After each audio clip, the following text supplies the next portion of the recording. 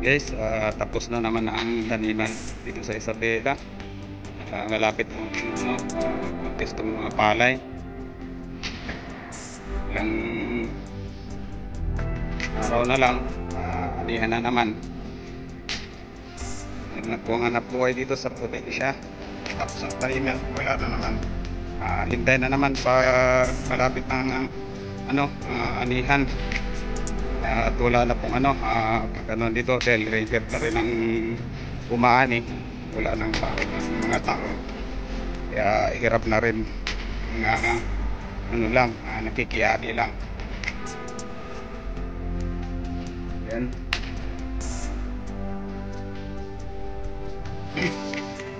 Yung iba may na yata, malapit na yatang may mga na sila, may mga laklak na.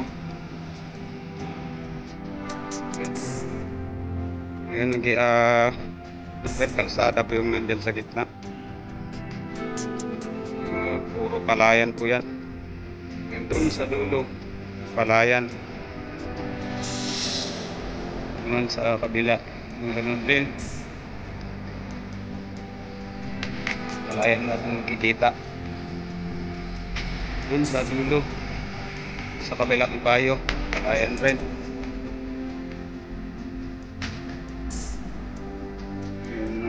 Kita higap doon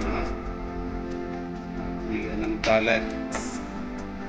Nakasara po yung sa ngayon dahil wala naman tapos ng anihan, maghintay na naman sa anihan naman uli, magbubukas na naman yun.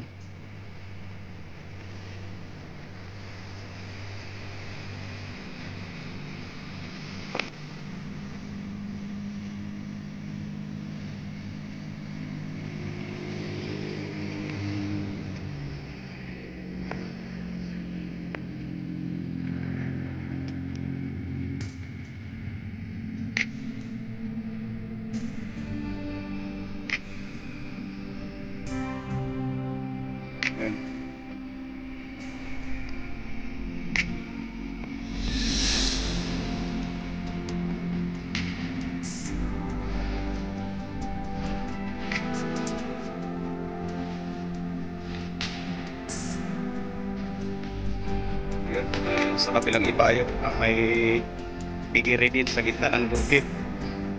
Hindi yata maabot, hindi yata makita. Layo.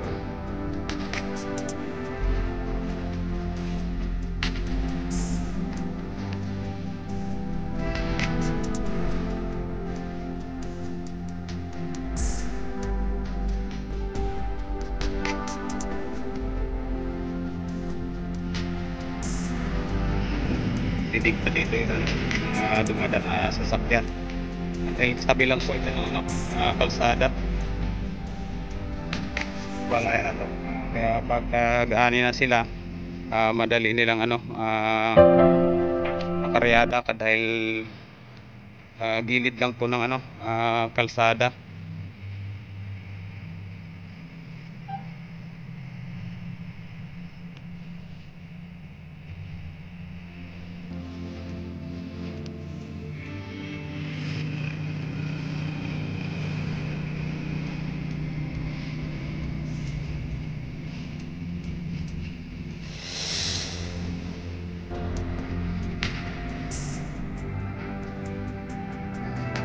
Madalas sasakyan.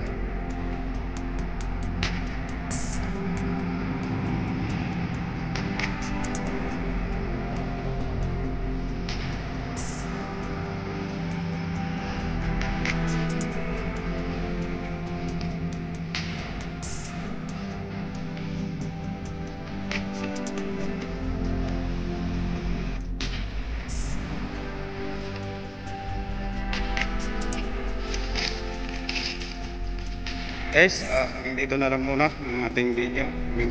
Thank you. Bye bye. God bless all. Thank you for watching.